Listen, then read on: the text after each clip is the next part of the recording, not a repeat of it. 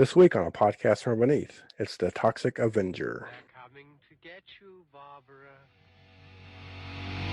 It has been established that persons who have recently died have been returning to life and committing acts of murder. The unburied dead are coming back to life, seeking human victims.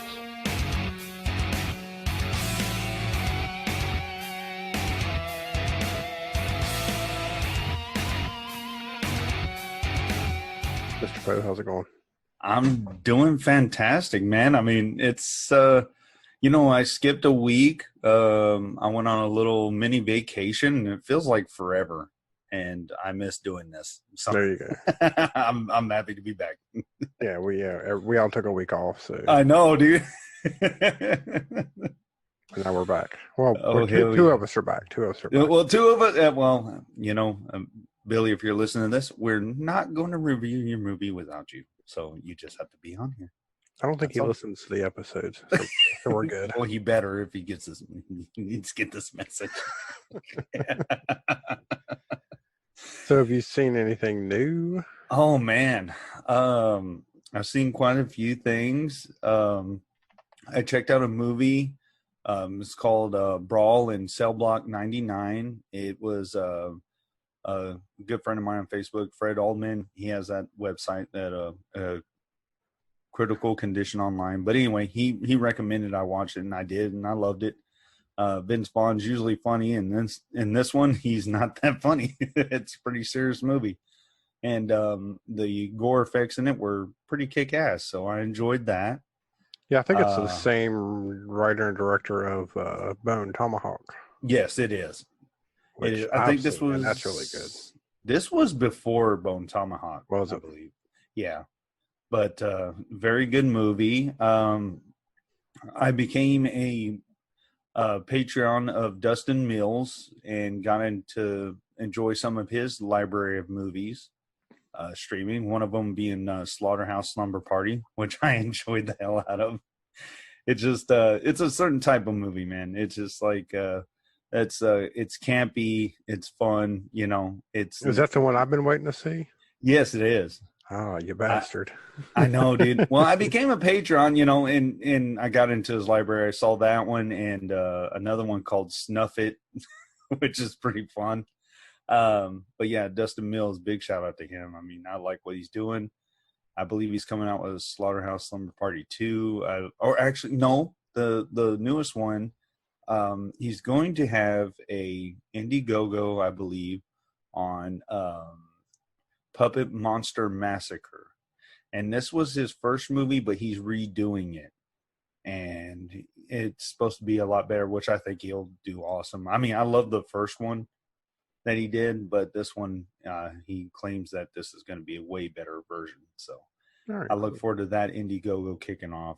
And so I'm not boring everybody to death. I did watch another one. It's called Carey's Hell.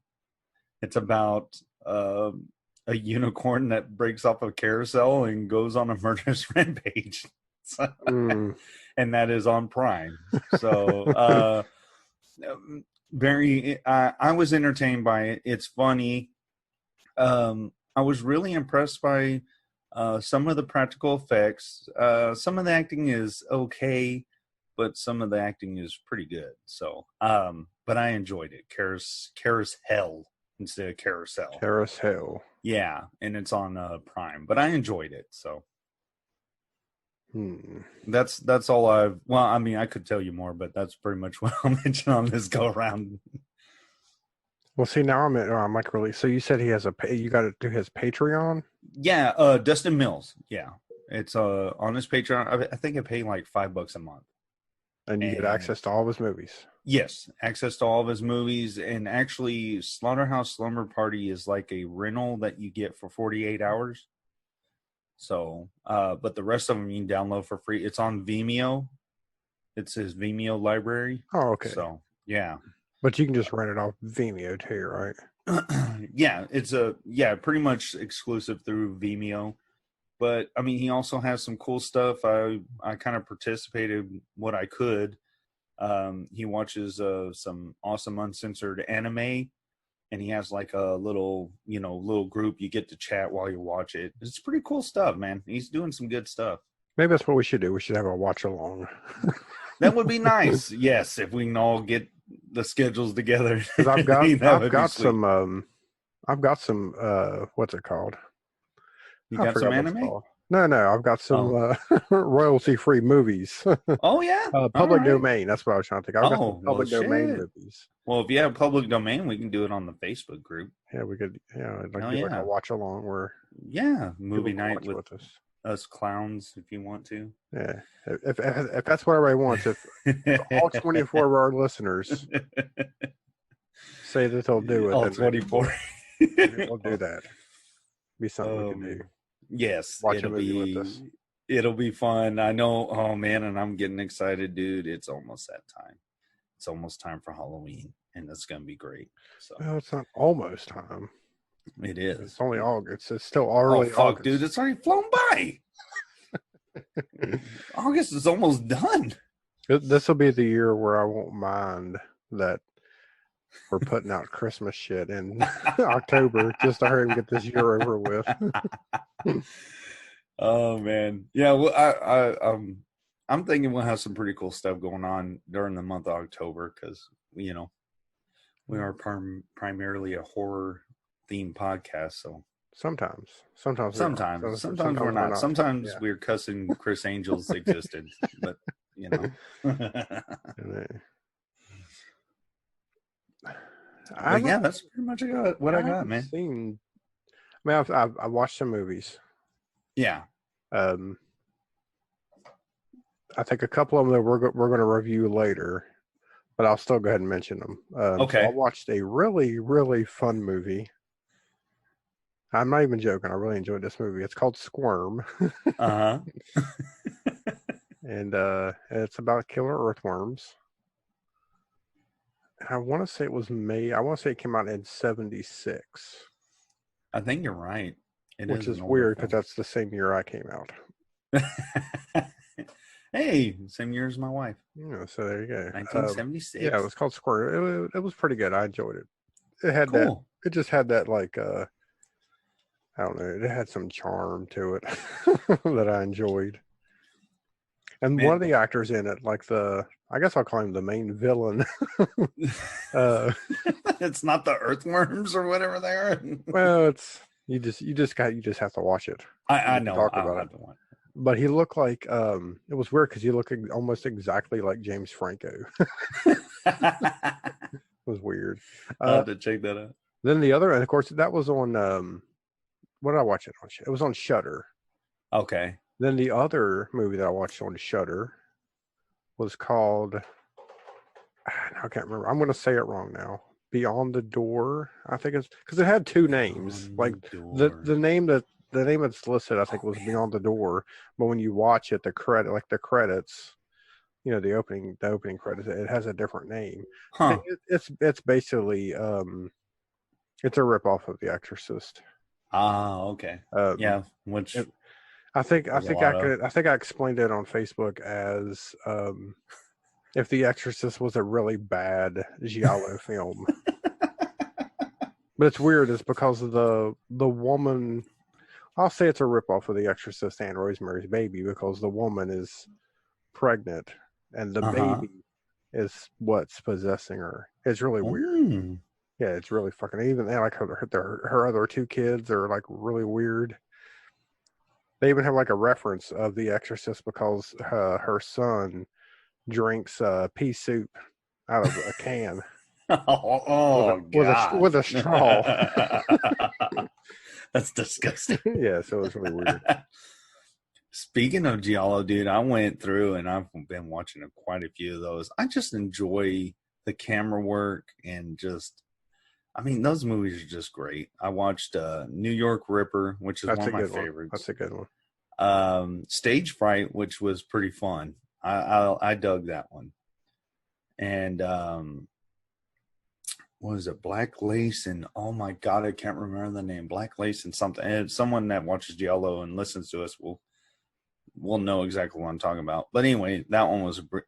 I just love the colors And just like, I don't know, man, just how those, Italian guys do these movies. It's just all about color and camera angles. And I just love it, man. Oh, and The music. Torso. I watched Oh Torso. yeah, Torto's really good. Yeah, I The watched that one. music's always good. Oh, yeah. The color of the blood is really like that always got me as a kid. Yeah, the color of the blood. Yeah. Yeah. But, I think out of all of them, I enjoyed the most was Stage Fright and New York Ripper. Because I really like the New York Ripper. That one was one of my favorites. Out of the ones I've watched so far, I'm like going back and I just pick a couple. I'm like, okay, I'm going to watch this one and see. But so far, those are my two favorite ones. Torso was okay. I did enjoy it. It was just, I don't know why. Stage Fright, I just like that one. It's just so crazy, dude. It's just so nuts. Yeah, see, and again, my like Italian horror movies, which and that's like one of my favorites. Yeah. Like, I grew up watching that shit. It's like crazy. Oh, man. that's so what awesome. I was raised on. But I always confuse it with like, because I know that Giallo is not really I never really considered that to be horror. So if you think about like just an Italian horror movie, it's really Giallo. Giallo is more of the I always thought that was more of like the murder mystery. It doesn't have anything supernatural in it. Yeah, you're right. It has like red herrings and all that stuff. I mean, it's just like it's very well put together, and it's just a fun watch. You're right. It's like a murder mystery on all the ones I've seen so far. Yeah, and it's a shame we haven't covered any of these. I mean, we got to pick at least a couple of them to do. Yeah, we're gonna have to. One of my, I don't even know if this is even considered Giallo or not, but one of my favorites is Dario Argento's The Stendhal Syndrome. I don't think I've ever seen If you've never seen that, man, you have to watch this movie. Like I said, I saw it, I guess when I was a kid, when I've seen it. There's some fucked up scenes in it. Oh man, I gotta see this. Like he does some stuff in this movie, like somebody gets shot in the cheek, right? Yeah. And it cuts to like you see the bullet inside the mouth, like busting through the teeth and coming. It's weird. The shit he did in this movie. It's really good. And of course, his daughter plays in it. Yeah. And it's just that I would say if that's considered Giallo, that's probably one of my favorites. I'll have to check that one out. I know it's not one of the big popular ones. Like I rarely hear anybody talking about it. Wow. Like anything, but it's really good. I think I've got the Trauma release of it on DVD. Oh. Cool. But yeah, that's probably one of my favorites. So yeah. Awesome. Yeah, I'll have to check it out. Oh yeah, definitely. I don't know if it's on streaming. I don't think I've ever seen it on streaming anywhere, but yeah, maybe I can just mail you my copy. There you go. Yeah, I'll watch it then. I'll look for it and see if I can find it. All right, let me get this Tales from Tubi out of the way real quick. Yeah, hit it up. So I watched, and the reason I watched it, actually I don't know why I watched it because I'd seen it. Well, no, it's weird. I don't want to say that. Yeah, I'd seen it on Tubi before, like listed on there. But then I kept seeing like a Facebook ad for it because it said it was a trilogy. And I was like, oh, that's weird because Tubi only has part 1 and part 3. Oh, yeah. So I watched the first one and it's called Malevolence. Okay. And it is from, I don't know what year it's from because it doesn't. Oh, here we go, 2005. So the synopsis is 10 years ago, 6-year-old Martin was kidnapped by a psychopath.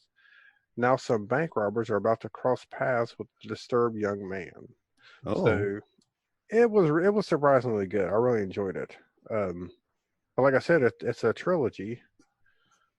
But Tubi only has part 1 and part 2. Huh. Like I said, I kept seeing an ad for it on Facebook where you could get you can buy the trilogy on Blu-ray.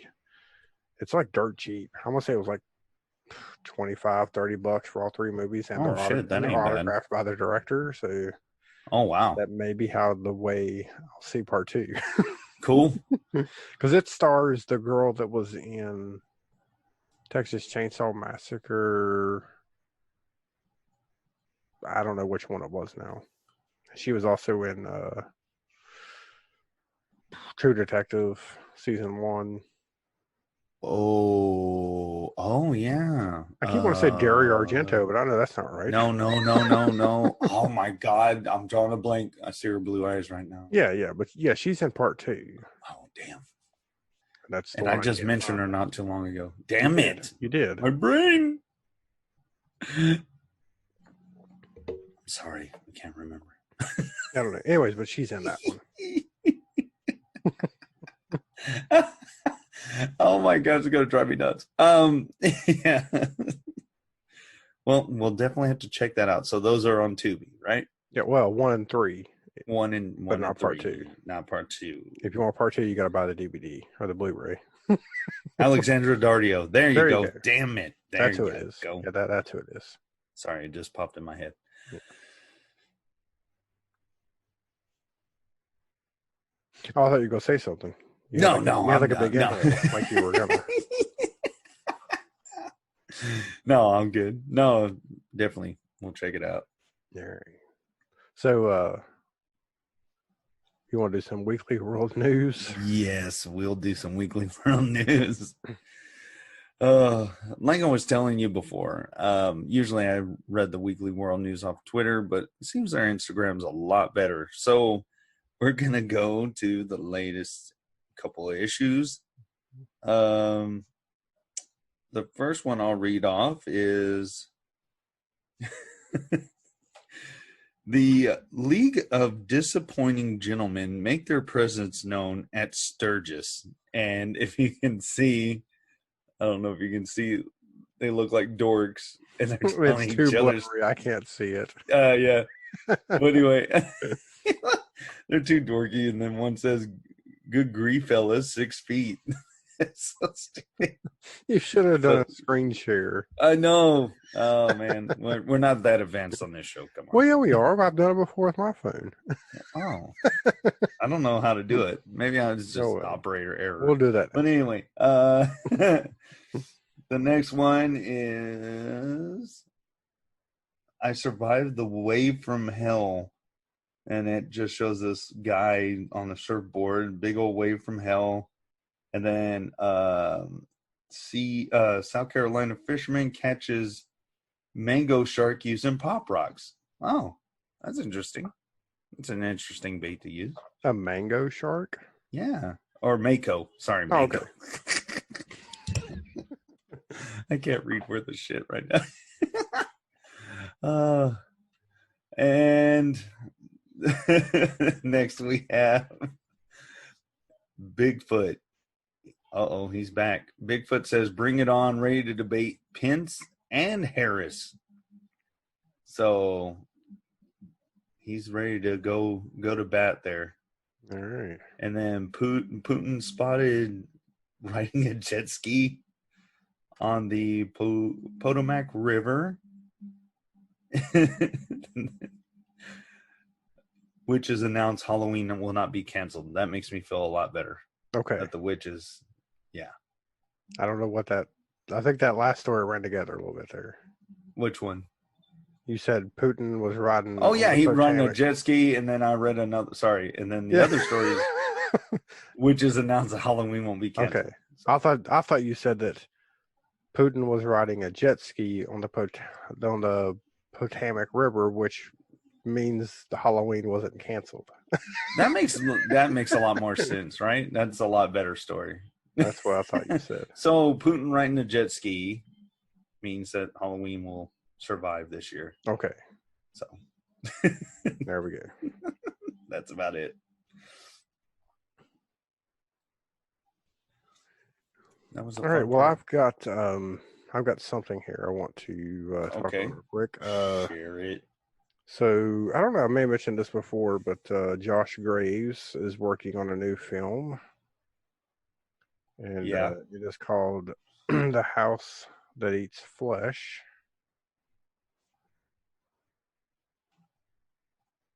And they don't have. I think the Indiegogo is going to start in November, I believe. Okay, and I know Noelle's a part of that, right? Noelle Burger. Yes. But they've been having, like, they had one earlier and I missed it, but they've been having some live things on Facebook where you can like win some stuff that they have on there. Oh, cool. So yeah, I'm looking forward to that one. Brandy Mason's part of it. Oh, okay. Yeah, I didn't see that. Yeah, they've announced some other people. Let me pull it back up here. I should have been more prepared, but I'm never. No, it's all right. This is just fly by our. We had a movie in mind to talk about, so this is kind of thrown together. Yeah, so which is fine. Well, they have some really good T-shirts that says available to purchase November 1st on Indiegogo. Oh, okay. These T-shirts are really good.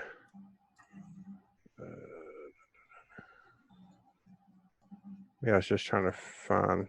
See, I should have like wrote all this down. Oh, that's all right. Instead of trying to scroll through. Yeah, well, that's one of them Facebook here. This is part of the charm of our show, I guess, or maybe why people don't listen anymore. I don't know. Whoa! Wow, people listen.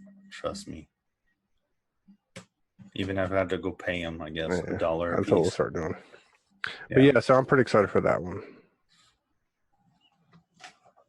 And I know I became I threw in some money on what is it? Killed on Arrival, KOA, that horror movie. I bought the perk that I guess I'm going to be on a missing poster in that movie. Nice. And Backwoods Bubba, I got the perk where I get the Grindhouse Edition DVD. Pretty cool. So I did those two so far. Of course, we still got the guys over at Freddy vs. Jason Dreamscape doing their thing. They're still going strong. I just saw today, I think they're going to also, one of the guys, or maybe all three of them, I don't know, I think they're going to start working on a Halloween fan film also. I believe that's what I saw. Well, I know Joshua Adams, he's writing a werewolf movie or something. It looks pretty sick, man. I mean, he showed some stuff on Facebook.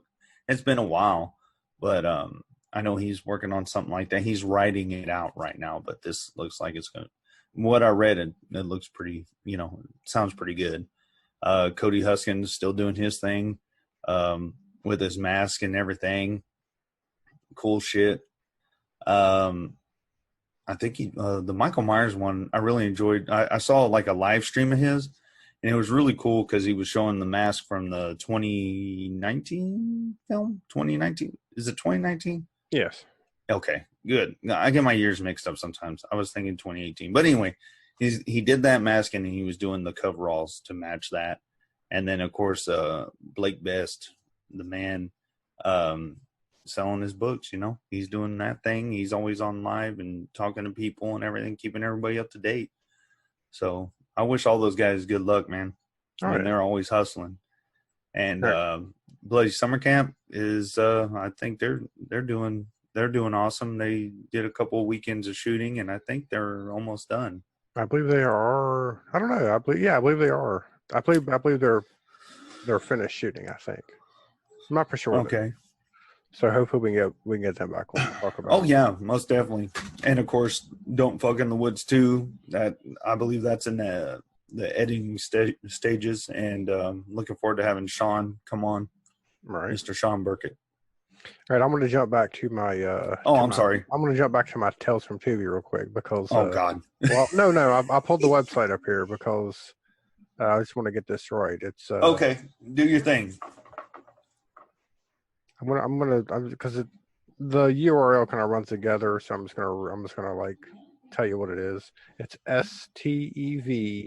stevenmena.com, and you can get the Malevolence trilogy, all 3 Blu-rays, currently for $26.99. Okay. So that's a pretty good deal. Like I said, I've only seen the first one. I still want to see part 1 or part 2 and part 3, but I can't find part 2 anywhere. So, except for this off their website here. All right, so if you're ready, sir. Oh, I'm ready. 1984. Tromaville has a monstrous new hero. The Toxic Avenger is born when meek mop boy Melvin falls into a vat of toxic waste. Evildoers will have a lot to lose. It's the Toxic Avenger. Boy, how many do they have a lot to lose? I love this movie. It has a special place in my heart. I mean, Trauma does, but I mean, Toxic Avenger. I remember seeing this, and it was, I believe, it was part of the USA Up All Night lineup. They had it playing one night, and that was my first exposure to it. So I didn't really get to see all of it in its entire glory. It was played on TV, but then later on in years, I ran the VHS and watched it again. But I mean, how can you hate this movie? It's crazy. It's bloody. There's such funny stuff in there. And it's Trauma, How can you hate it? I don't remember the first time. I don't know if the first time I've seen it. I don't know if it was on TV or if it was rented. So I don't really, like, as far as like remembering it as a kid, I don't remember if I seen like an edited version of it or not. But I do. I mean, like, obviously, I enjoy this film. I enjoy all of the Toxic Avenger movies. And I guess just this one being the first one gets the nostalgia. Most definitely. Yeah. I'm gonna say this right now though. It doesn't get past because it does have some flaws to it. When I rewatched it today, Yeah. Not the perfect movie by far. And I know what you're talking about, and it's I hope I know what you're talking about. But what I think you're talking about is like the stunt man. Like you could see when it's the stunt man sometimes. No, I'm not even gonna fault. I'm not gonna fault the stunt man thing because I mean, even big Hollywood movies. Oh yeah, that's what I was about to say. I mean, VHS let people get away with so much shit, and it sucked that HD came along and it kind of fucked these guys out of cool stuff to do. One quick reference is The Crow, and I have a version of it on DVD, but I bought it off of eBay, so they ripped it off the VHS and they put it on DVD. Well, anyway, that being said, some of the coolest action scenes, I'm like, oh, this is so awesome. I'm seeing wires everywhere, dude. I mean, right, yeah. It wasn't a restored version. So, and I'm like, holy shit, I missed that because, VHS, you didn't see that shit. Yeah, because it was so, your TVs were smaller and. Oh, well, standard definition. I mean, this high definition shit, you get to see everything, So you got to remember to remove the wires. Yeah. No, I just think this with this movie, like I said, I mean, I loved all the movies, and of course, this one being the first one, I'm not gonna hate on it, but the story is kind of weak on this one. There's really not much to it. Do you know what I'm saying? It seems like it was more of an idea, Yeah. and then they just like came up with scenes. Oh, we'll have this scene, and we'll have this scene. But like I said, I mean, I still enjoy it. And I think the previous Toxic Avenger movies, they got better as far as like stories go. That's my only gripe with this movie is like just a weak story. Well, and that's I think that's what Lloyd's famous for. He's like, hey, you got an idea, let's do it. Just do it. Go out there and film it. And I don't know, story-wise, you got, good old Melvin. He's just a dorky guy. And that kind of follows the tropes of the comic books that were popular, like Spider-Man and all that. He's a dorky loser guy, and then he gets these awesome powers. Well, in Tromaville, the dude falls into and that's another thing. The thing that sucks at waste when he jumps out the window after being bullied and everything. And the truck doesn't have the barrels tied down. They're just sloshing all around. The truck drivers are not giving two shits. I think they were doing coke or something. I can't remember. I was watching it today. I was like, um, everybody in this movie they're fucking stupid.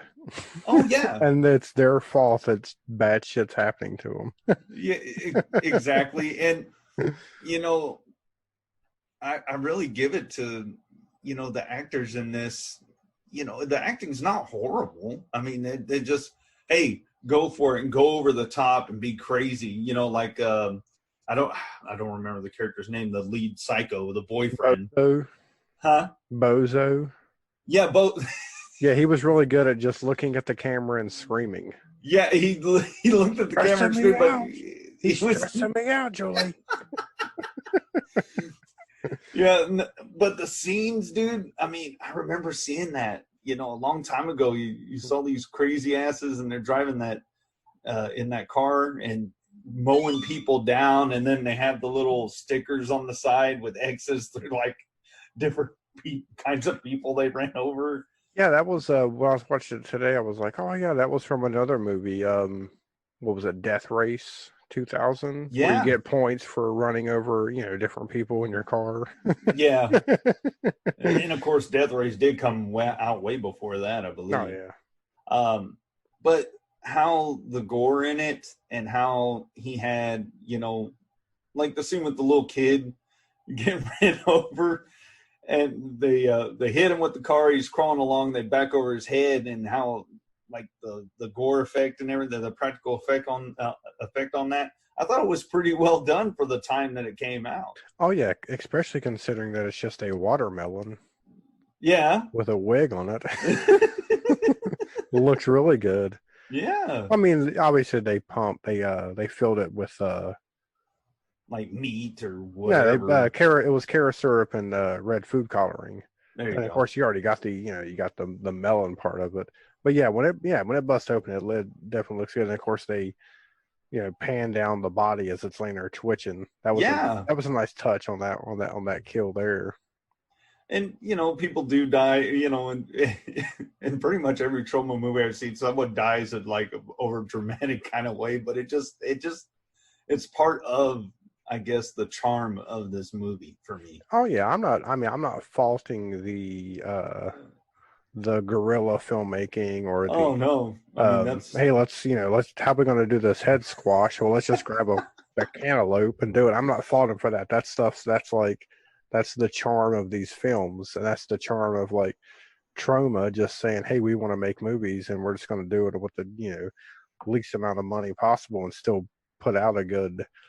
I just think the storyline in this one's a little bit weak. I mean, I know it's I guess you could say it's an origin story. Yeah. But like I said, it's just if you take out all the scenes that are, let's say, just toxic, just running through the streets or running through a field, or where there's no like real dialogue. If you took all that out, you'd have like a 10-minute movie. Because basically the main story should just it should be of course Toxic, his origin story, and then like the villains, what I'm saying, it should just be that, what I'm saying. Yeah. But they try to, we've got the crazy people that are like running people over their car, and then of course you've got, I think they tried to do too much with the mayor being corrupt and the police chief being corrupt, and there's like like basically everybody in fucking New Jersey is like a criminal, except for like the kids, and I think it was just a little bit too much. I think if they would have fleshed out a better story of just Toxic Avenger, and then the gang that are like they're running kids over. Because they would have fleshed out a little bit better. It would have worked more. Yeah, I mean, those people were crazy, and he took care of them because they bullied him, and of course they caused him to change into the Toxic Avenger. But then you had one of my favorite scenes in the movie was when they were in the fast food restaurant with those punk guys, those guys that were trying to rob everybody. The taco joint. Yeah, the taco joint. Yeah, that's one of my favorite scenes in the movie. Just him just messing those dudes up. Is that why? Just because of the like the death scenes? I mean, are those your favorites? Or Yeah, I want to say, you know, how the death scenes were done in that. I really enjoyed them. I mean, he especially I think why really it sticks out to me whenever I think of that is the dude getting, you know, thrown over to the fryer, and then he gets trapped by the tubes on top. Toxic Avenger bends the tubes, keeps them there, and then he crushes the fryer basket over his hands, and then he puts his hands in. I mean, that just that right there. If I can be like, ow, I feel that, you know, even in a little movie like this, I'm like, oh man, that's gotta hurt. Like in real life. I mean, other than the guy getting his arm ripped off. And he didn't even notice it right away. He didn't notice until he saw him holding his arm. And then he beats the crap out of him with his own arm. I would say the I guess I'll call it a banana split, or the Sunday death scene was pretty good. Yeah. When he's just filling the guy's mouth with milk and ice cream, and yeah. Did he put a cherry on top? Yes, he did. Okay. Yeah. And of course, you know, he puts the blender in supposedly in his mouth. That's what was supposed to have happened, but you can obviously tell it's just beside the guy's head. Yeah. And of course, that's when we're introduced to Toxic's to his girlfriend. Yeah. Because she's blind, and they kill her dog, which was the most upsetting death in the film. Yeah. Fucking assholes. Yeah. I just can't believe Trauma actually had a animal death in their film. But yeah, that's when we're introduced to Sarah. Of course, you know, like I said, she's blind. So with her being blind and him being, you know, deformed like that, I started getting like a Fantastic Four, The Thing vibe. yeah. Where, you know, his girlfriend's blind also, and she can't see. She can't see the monster. Right. Yeah. The a lot of the, like I said, I know that like Trauma, I know they can get kind of political. So and I'm pretty sure that a lot of the like the toxic waste and stuff in here, I think it's their statement against like environmental issues. Yeah. Right. You know, they're against all that stuff. But a lot of the stuff in this is just like, I mean, it's like over the top. Sort of like just like no research, generic sort of things. Like you know, like, oh, toxic waste, it's so bad, and it's like, I guess it would be if it was actually transported that way. You know what I'm saying? Oh, yeah. Not tied down, just on a flatbed. Yeah, you know, and just open, being hauled through a city. Yeah, and open barrels. Yeah. But then also... Well, at least everything was properly labeled. Yeah, I guess.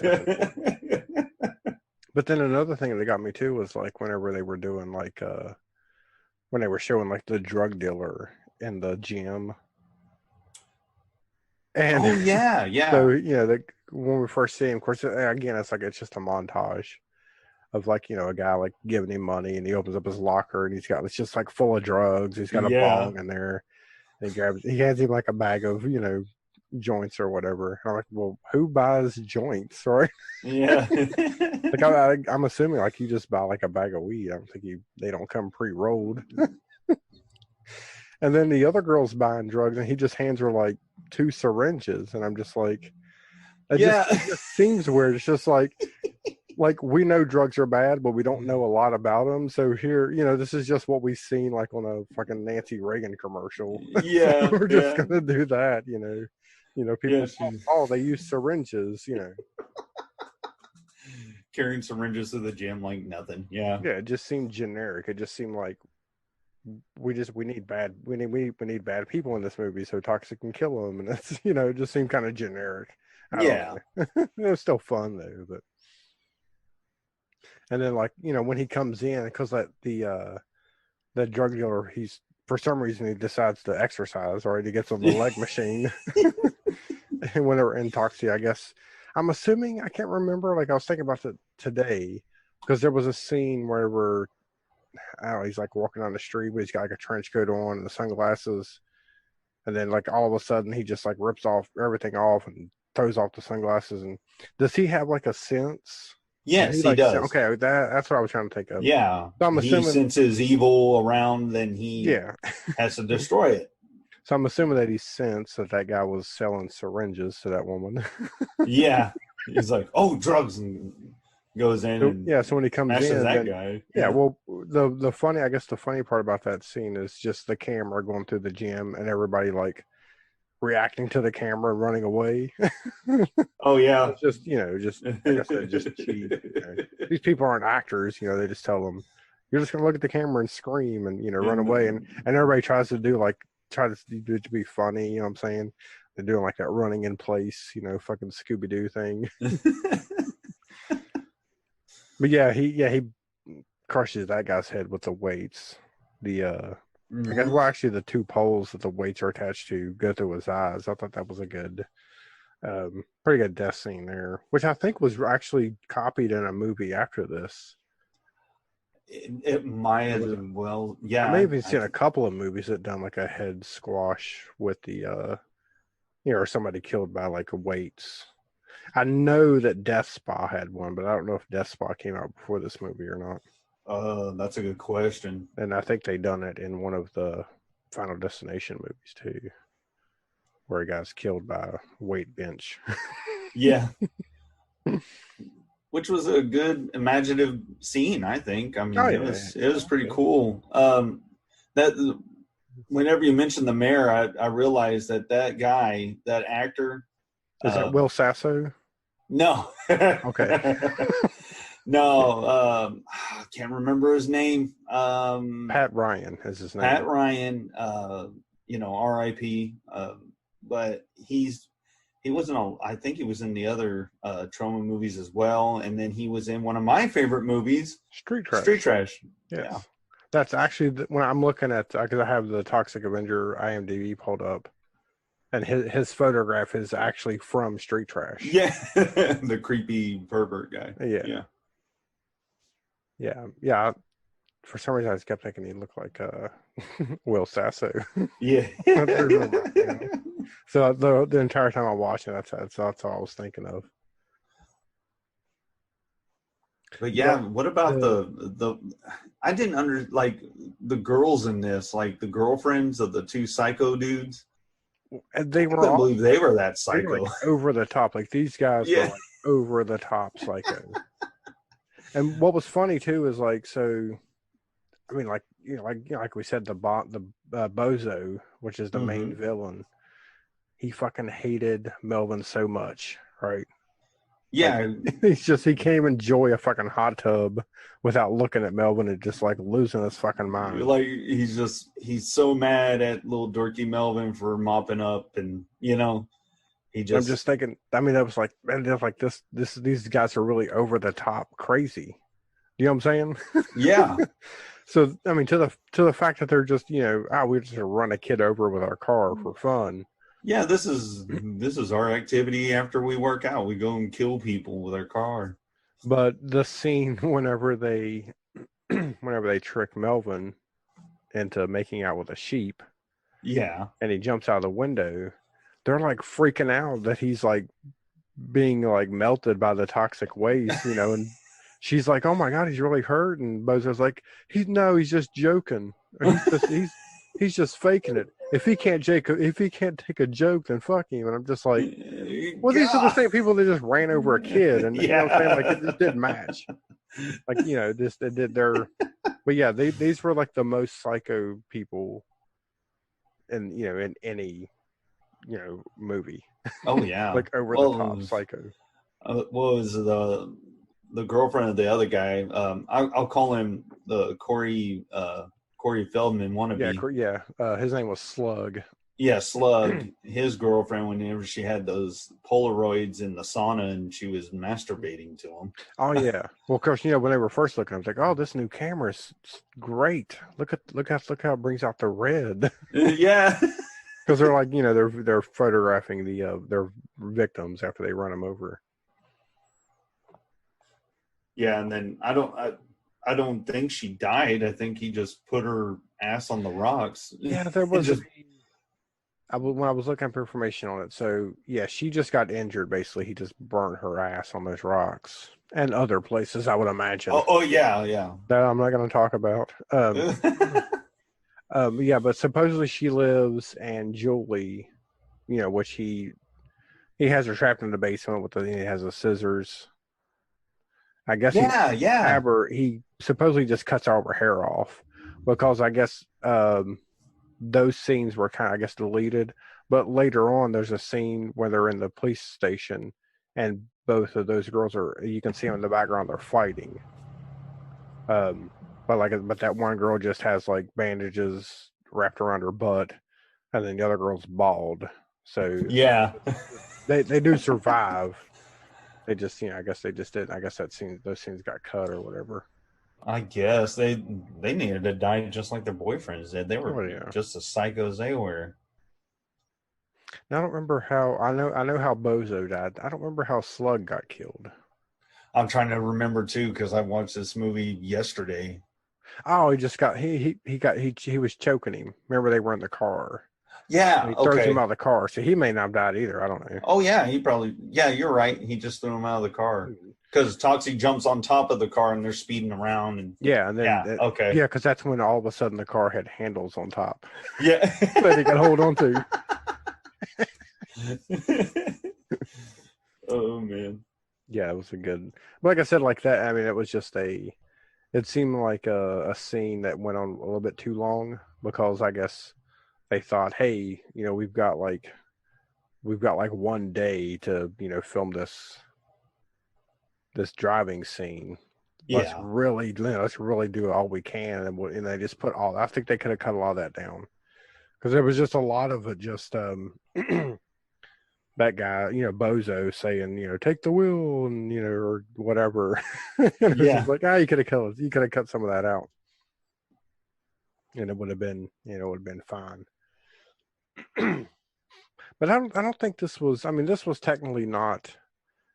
I guess this was Lloyd Kaufman's first film, right? Just not the first Troma movie. I think. Yeah, I believe so. I don't remember. Me neither. Like, I don't remember if anything else came out before this, or if there was something before that came out before. I think Toxic so, Avenger. though. And this was just the one that put them on the map. I was thinking they had something before that. I can't remember. I thought he did too. But we'll get into that later. So what do you think about the look of the Toxic Avenger? I mean, the look of him. Yeah, what do you think about his look? I love the Toxic Avenger. He looks all, mangled up, and that classic eye over by the bottom of his face. I mean, I don't know, man. He just looks cool to me. I think he looks cool. My favorite part is the purple tutu. Yeah, why not? I mean, that's awesome. Well, it's kind of a burnt, because he caught on fire during transformation.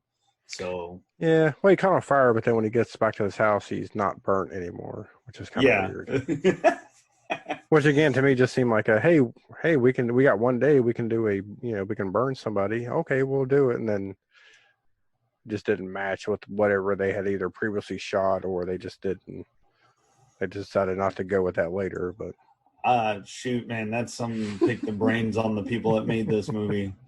Yeah. To ask them, I mean, I'm, just talking to the different people we've talked to making movies, there's a lot of craziness that goes with it. And you can only imagine how much craziness this had. Oh, I bet. But, I like how the Toxic Avenger looks. I think it looks cool. Do I think he probably would have looked cooler with something else? But I think it was just like, hey, this is part of my costume now. I became a buff, toxic looking guy, which he's not really buff. He's just a big dude, Yeah, I mean, I love the look. I'm kind of glad that I wouldn't want it to look any other way. Do you know what I'm saying? Yeah. Like, I'm kind of glad that look came out of low budget. Do you know what I'm saying? Like I can imagine if they remade it today, what they would attempt to do, and it would just wouldn't Yeah. look right. So I'm glad that he has that look. That Well, and that's the thing. Whenever they said that they might remake it or whatever, and I mean, good for them and good for Lloyd because he'll get money out of it. But well, I don't think that Troma is remaking it though. I think if I remember correctly, Troma sold the rights to another company. well, and that's fine. But I just hope that they don't mess with it, too much. Like they might try to make him look a little bit different, or kind of like, Swamp Thing, the newer version looks like the comic books, but I like the older Swamp Thing movies. The first Swamp Thing. And plus, movie. I think that my fear is they would try to make it too serious and too dark. Yeah, where this needs to be campy. Of course. It has to be campy. It can't be serious. No. A lot of the jokes that are in this movie kind of remind me of like something you would see in like an airplane or a Naked Gun. You know what I'm saying? Yeah. Like just makes no sense in the real world. You know what I'm saying? Like whenever he first goes back to his girlfriend's house or for some reason her apartment, and she lost her whatever it's called, her blind stick. I hope I don't offend anybody, but I don't know what the fuck it's called. Cane, I guess I'll call it. Yeah. So she reaches for another one, and then she's got like 30 of them just lined up on yeah. that just seemed like and constantly hitting him in the balls with it, or it just seemed like that was the kind of like something, like I said, like something you'd see in the Naked Gun movie or whatever. Just something funny that's taken to the fucking extreme. Yeah. But let's go back to I guess his first bout with evil is when he was fighting Cigar Face and Knuckles in the alley. Yeah. Because I gotta tell you, the guy that wore the wig, the guy that had the blonde wig and the lipstick, yeah, he was he had some real good karate moves. Yeah. I just wonder if he wasn't like a real, if he was like an actual karate person that they got, luckily to be in this movie or something. Going through and watching the other Toxic Avengers, there's always a guy in a dress that wants to fight. Like there's always like a guy trying to look like a chick or dressed up like a chick. Because in part 2, he's in Japan and that happens. You know what I mean? Like, was that part 2? Yeah, and Japan is part 2. Yeah. Oh he goes to find his dad. Find his dad. Yeah. Yeah. Okay, I remember that now. Yes. Mm-hmm. Yeah. See, if I remember that correctly, that was a lot of just, I don't want to say pointless scenes, but just scenes of like, hey, look, we're in Japan. Get everything we can while we're here. So. Oh yeah. So it was just a lot of like him running and hey, I'm going to turn this guy's nose into like this fish cake. Yeah. It's just like, man. But that's, you laugh at it, and I think that's what they went for with these movies, especially the first one. We're going to go for some good gore effects, and we're going to go for some laughs, and and that's exactly what I got for that. It just, I wish it would piece together a little bit, a little bit. Yeah. Well, like I said, I mean, just nostalgic reason, that's still like an awesome. Oh yeah. Let's well, first of all, we'll take a break for a word from our sponsor, and when we come back from that, we'll get into some Toxic Avenger trivia. All right. All right, so here's some trivia for the Toxic Avenger. There was a I won't call it a cameo because it wasn't a cameo when it happened, but there was a now famous actress in this film.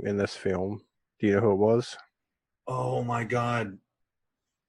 Oh man. No, I can't remember. Marissa Tomei. She was I wasn't even thinking of her. yeah, I think she was whenever he's gonna kill that blonde girlfriend, I think she's the one that comes running out of the shower and like screams and then runs away or something. Oh wow. I think that was her. She's in it, but I'm not sure if that's her exact scene though. But yeah, she's in it. The head crushing scene was based on a time when Lloyd Kaufman was backing a car out of his garage and actually accidentally hit his younger sister. Oh my God. Nobody was harmed, but the memory haunted him for years. Oh, of course. So he put it in a movie. Yeah. While shooting in Shinbone Alley, which is the scene we were discussing about the where cigar he's fighting the guy in the drink, a homeless man stole a prop gun from one of the trailers and threatened the crew. Only on a trauma movie would this shit happen. Patrick Kilpatrick, who played Leroy, the face-painted criminal at the Mexican restaurant, Yeah. he quit the film after he was he didn't like the fact that he had to point a shotgun at a baby. So he quit after that scene. Really? Yeah.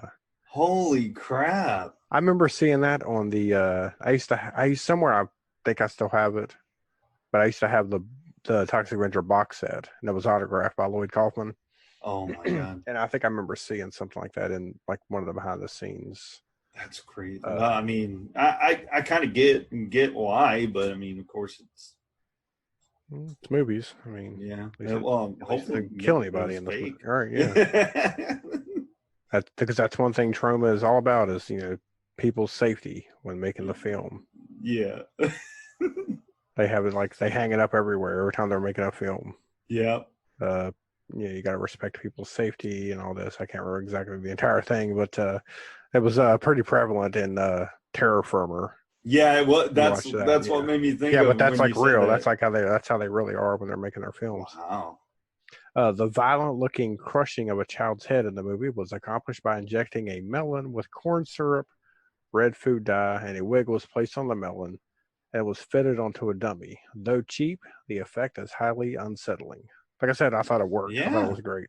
I mean, if they would have held on the shot a little bit longer, you would have been like, okay, that was a watermelon or whatever, cantaloupe or something. But I think they, just they cut away they cut away good, just enough time to where it looked real. I think. Where you're like, holy shit. Yeah. Larry Sultan, who played Frank, he was one of the guys in the Mexican restaurant again. Mm-hmm. He only had one arm. During the scene at the Mexican restaurant, one can see that his right arm is a prosthetic. He never removes it or uses it until Toxie rips it off. So, oh wow, I didn't even notice. Was missing. Yeah, I didn't either. Wow. The scene where the guide dog gets shot received the most complaints. Of course. By trauma up to that time. So I guess, killing a kid, they didn't care about. Yeah. Running over a kid's head, yeah, you're good. Oh, pointing the shotgun at a baby, you're good. They're good. Oh, you shot a dog, you son of a bitch. Yeah. I knew this fact here too because of the DVD. The spinning newspapers were simply newspapers placed on a spinning cheese rack. Oh. I never called it a cheese rack. We always called it a lazy Susan or some shit. Yeah, that's what I've known it as. According to Mitch Cohen, during filming the scenes fighting Cigar Face and his gang in the Shinbone Alley, a homeless man again walked up to him and offered him a drink, believing him to be a genuine homeless burn victim.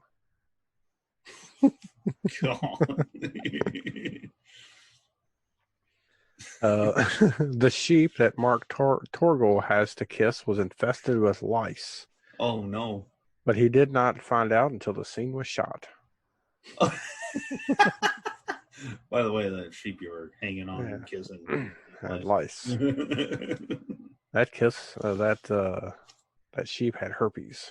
I'd let you know.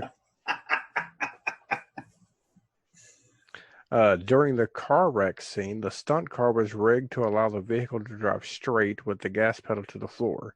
The roll bar installed in the car, however, was wrecked.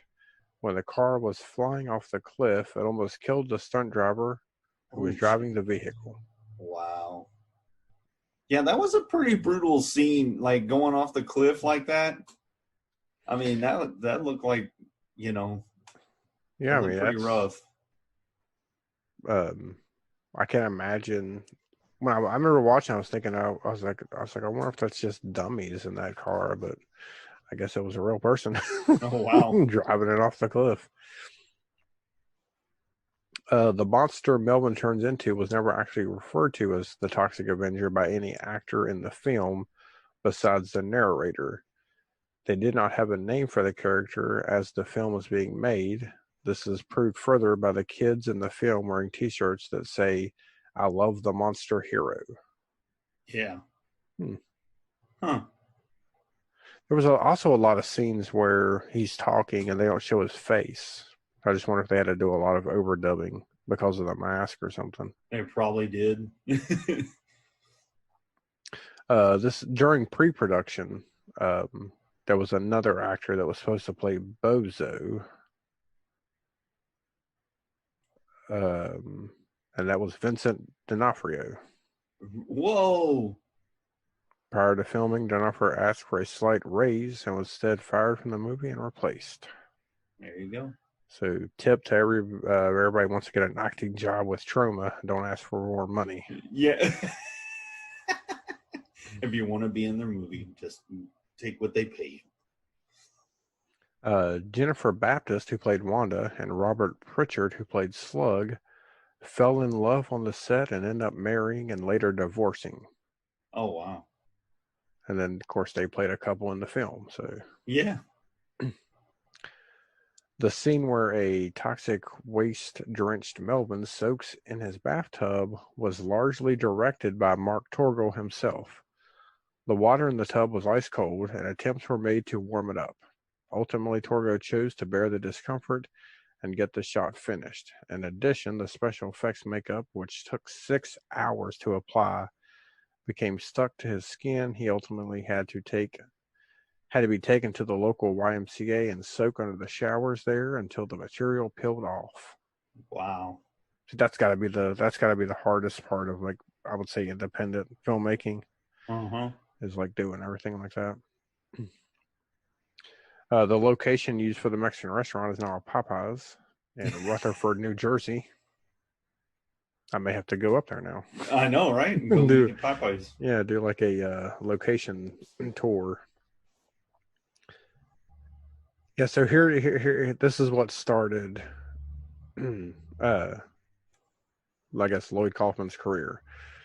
After going behind the scenes on Rocky, Lloyd Kaufman decided to make a movie in a health club with his friend Michael Hers. After reading a magazine article with the headline "Horror Film is Dead," Troma decided to change it into a horror movie. The film's working title was Health Club, and lobby cards bearing this title can be viewed on Troma's website. So I think that's what it was. Before this, Troma didn't. I don't think they made horror movies. Yeah. I think they'd done, like, I don't know what kind of movies they'd done before.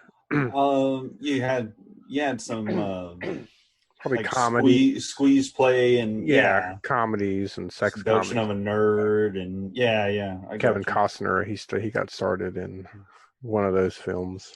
Yeah.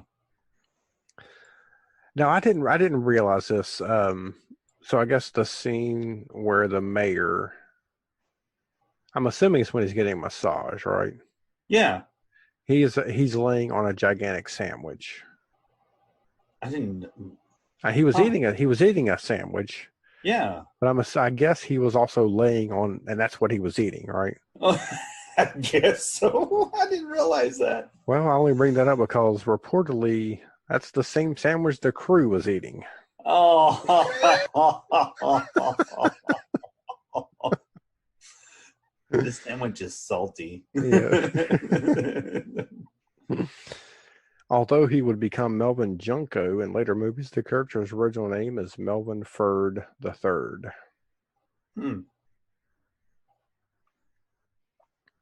The guide dog that was shot had been trained to glide across the floor on command. Wow. That's fucking hilarious. That's amazing. and its guts was spaghetti covered in gray paint. Huh. There you go. In the scene, whenever the cop touches Marvin and catches on fire, it actually caught Mark Torgo on fire. Also, I guess he wasn't supposed to have been Oh wow. on fire, but it says you can see the fire. Well, I guess when they do the overhead shot. I mean, this stuff, I love this stuff, man. Yeah, I love hearing about all the crap that happened making movies. Mitch Cohen, who played the Toxic Avenger after the transformation, it took 4 hours to get into the costume. And while he was wearing it, he could only eat through a straw. Oh, I imagine. He can hardly move his mouth. He was probably glad because that meant he didn't have to eat that sandwich. Oh man. A deleted scene, which is available on the DVD, shows Toxie throwing a sandwich, smacking the face of Sarah's next door neighbor. Playing the neighbor is Mitch Cohen. Oh wow. So he hit himself in the face with a sandwich there. Despite the R rating, the film spawned a Saturday morning cartoon called Toxic Crusaders and a toy line for children based on the cartoon. I still can't believe that. That's like that seems crazy to me. Oh yeah, it does. Because you would have to assume that, like, so let's say in 91 you were 8 years old, right? I believe so. And you're watching. No, I wasn't. I'm not assuming you were. I'm just saying hypothetically. Let's say you were a kid in 91 and you watch the Toxic Crusaders cartoon every Saturday morning. And then you go to the video rental store and your parents allow you to rent the Toxic Avenger because they think, oh, it's just a cartoon. And because they know nothing about it. So I just wonder how many of those problems came up. Oh, probably a lot.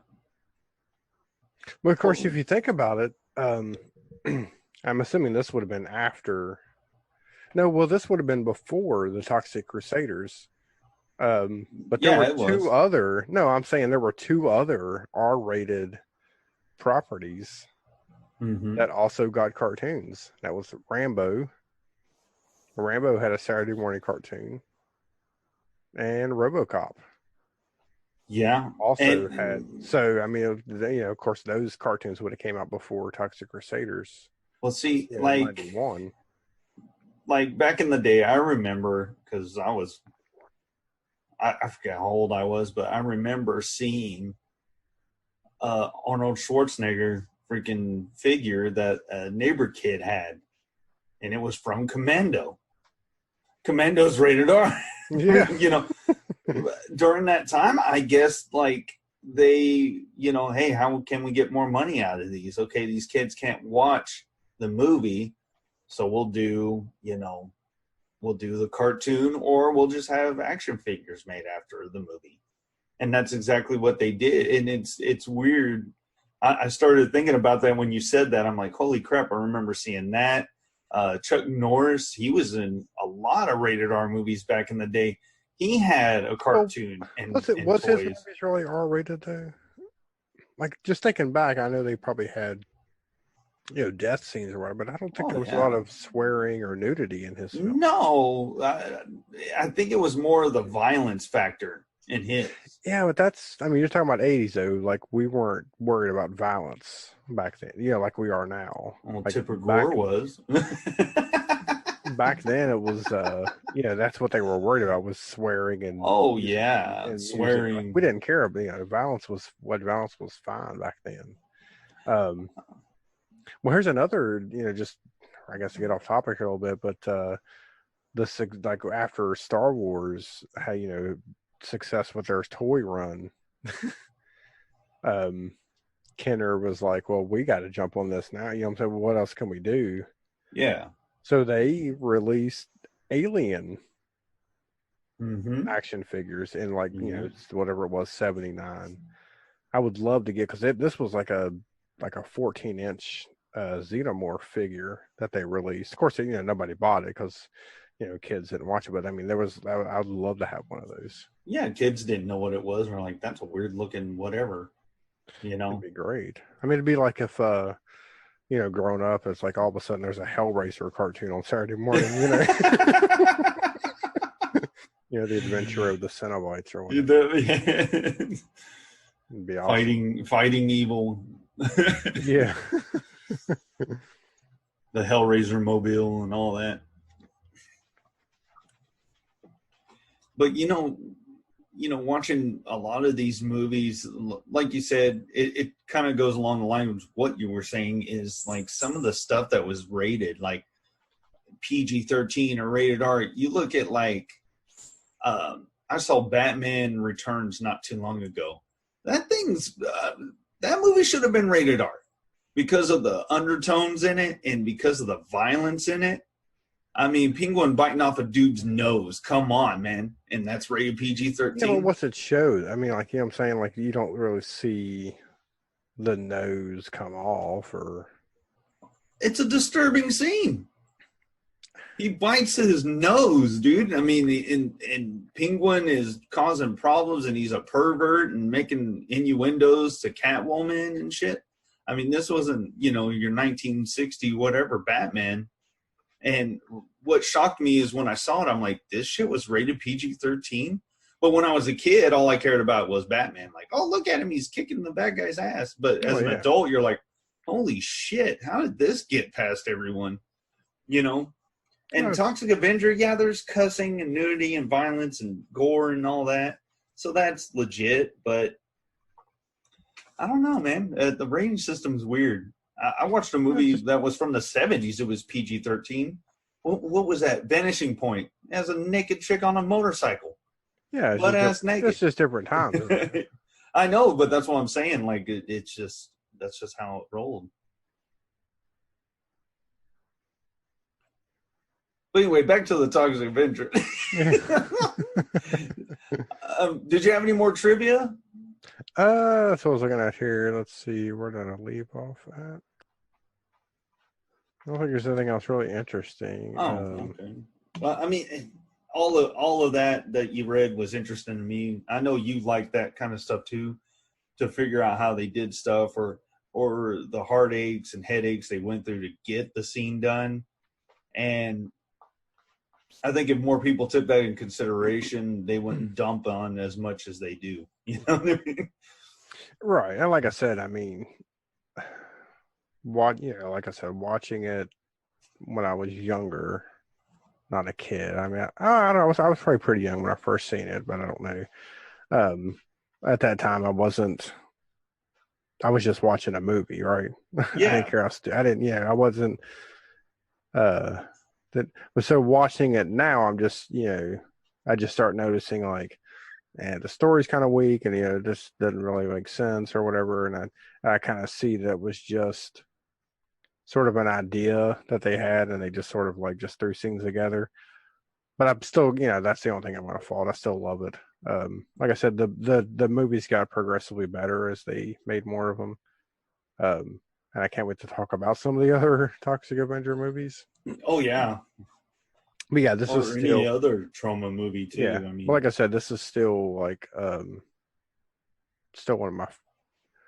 I would say my favorite trauma film. Oh yeah, just for nostalgic reasons. I'm not going to say it's their best horror movie, but it's definitely one of my favorites. I mean, I've seen other trauma movies that I like better than Toxic Avenger, just because I think that they, once they learned more and became more, I don't know how to put it. I don't say professional, but learn more. You know what I'm saying? I think their movies got progressively better. So they do have better ones out there. And that's the key. That's the key to, I think, filmmaking is you have to have patience, and you probably have to want to quit like 15,000 times during one film, but you still do it. But it's also learning, and really, I think part of what Trauma is we don't give a fuck if you like it or not.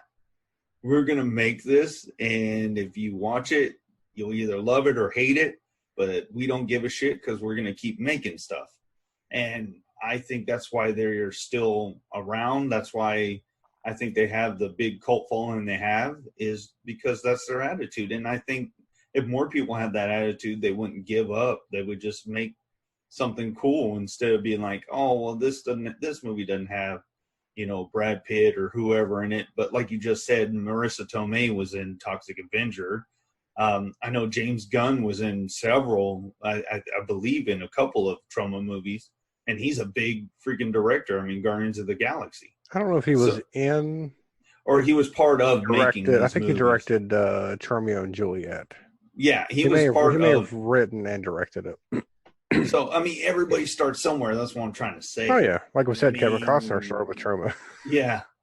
So, I mean, and that's what I hope these people that we get behind, you know, I think that's why we're behind them, you know, because we believe in people and we want them to do good and keep creating stuff, because you could hit on something that no one else has hit on, you know, and it'll blow up. That's the thing. Same thing with musicians. You could play a bunch of crap and then you come out with that one fucking song, and then it's just, there you go.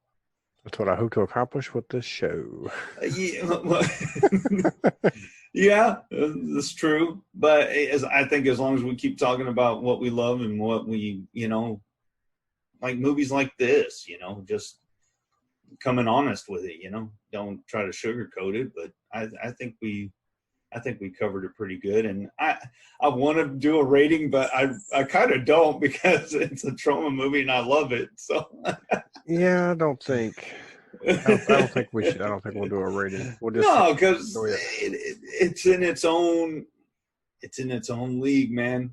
You just can't throw it in there. It's just, you know, it's its own thing. It's Trauma. It's its own thing. I'm trying to think. I mean, I seriously doubt at this point I've seen every Trauma movie, but at this point also, I can't think of one that I've seen that I didn't like. Can you think of a Trauma movie that you didn't like or hated, or? Not really. I mean, like I said, I know I haven't seen them all, but yeah, neither have I. And you know, when we were coming up with what movie to talk about next, and for some reason, it was like a bug that bit me. It was like, I want to watch Toxic Avenger. And then like I told you before the show, I went through all the Toxic Avengers. Now I'm starting at Nukem High and going through that. And then I'll probably go to the Surf Nazis, and, you know, just, I'm making my way through their catalog right now, because I don't know why. I just I had a feeling I need to watch. I just wanted to watch it. I can't explain the feeling, man. It just happened. I was starting to I was going to hope that it wasn't the murder hornet that got you. It could be. Yeah. But I really don't think they'll go that route like old Full Moon did. And don't get me started on Full Moon. I got some other piece of crap they're trying to throw out there. Trying to ride the wave. Oh, they're doing are they doing the Murder Hornet movie? No. Oh, no. They're not doing the Murder Hornet movie. That's another film company. They're doing something with Tiger King, like someone and so-and-so find the Tiger King and release him. I don't know. No, I thought that was just I mean, I've seen that on Facebook, but I thought that was just I think it's a movie. I thought it was just like a, hey, subscribe and you get like a free. So I thought they were just using it as advertisement. Maybe they were. I don't know. We've got a local car company that is doing that in their commercial. Oh, yeah? Where the guy dresses up like the fucking Joe Exotic. Fucking horrible. If I can find it, I'll send it to you. Oh, yeah. Send me that link. I got to see this. I got to see a guy do a Joe Exotic rant on selling cars. It's embarrassing. All their commercials are fucking embarrassing. Yeah. There's plenty of embarrassing ones where I'm at, too. But all in all, I enjoyed talking about this movie, man. I really did. I love it. I did too. And like I said, we'll definitely have to just do the entire Toxic Avenger series and talk about the Crusaders. Oh yeah, we will. We definitely will. And then, some other Troma movies. And then And hopefully someone that I reached out to will get back with me and be a guest on the show. Yeah, shoot. And that's the thing, man. I felt like, we've talked about so much, and I love the movies we've talked about, and some of them, I won't go back over them, but there were some me and you didn't really care for, but then there's some that are just, they were awesome, or they're the kind of, movies that we like, but we all could agree on talking about Troma. So, and I'm like, man, we haven't done a Troma movie yet? This is nuts. I mean, so I'm glad we did it though. Oh, yeah. I mean, there's others. We haven't even done. Pretty sure we've never done Friday 13th. No. None of the Nightmare on Elm Streets. No. That's the thing, man. Everybody talks about. Everybody does those, so it'd just be. But I mean, we have our opinions. I think it'd be neat to talk about, just pick one of them and just go through them like we're doing this one, or any other franchise we decide to talk about. I know you guys talked about Hellraiser. I wasn't a part of the show yet, but y'all covered Hellraiser. Yeah, we done Hellraiser. So, but yeah, I'd like to talk about, Hellraiser Hellbound or Hellraiser 3 or whatever, there's so many, and yeah, we need to visit Freddy and Jason, and Michael Myers. Oh, we did Halloween 3 and oh yeah. And we did the new one. But all right, so where can they find you on the internet? They can find me at They Call Me Mr. Poe on Twitter, on Instagram, and on the Slasher app. And then you also can catch me on B Movie TV on Sunday nights, 8 p.m., wherever your 8 p.m. is at, on B Movie TV, only on Roku. It's a sci-fi sideshow. Check it out. And you can find me on Twitter at 1313 Inc. Of course, I'm on Facebook, and you can find the show on Twitter and Facebook, and you can find all that on our website, which is wix.com/1313inc/ my site. I think I can't remember, but I'll definitely put a link in the description below where you can find everything. We definitely. As soon as we get that spider tit money, I'm going to buy a URL. Hell yeah, it's happening. We're going to keep mentioning it until we finally start saying, okay, we're making a short film. Well, either we'll make it or we'll talk about so much someone else will make it. Yeah, no, we need to make it. Maybe some of our good friends out there will make spider tit for us. There you go. All right, so until next week, we will continue to watch the good, the bad, and the cheaply made.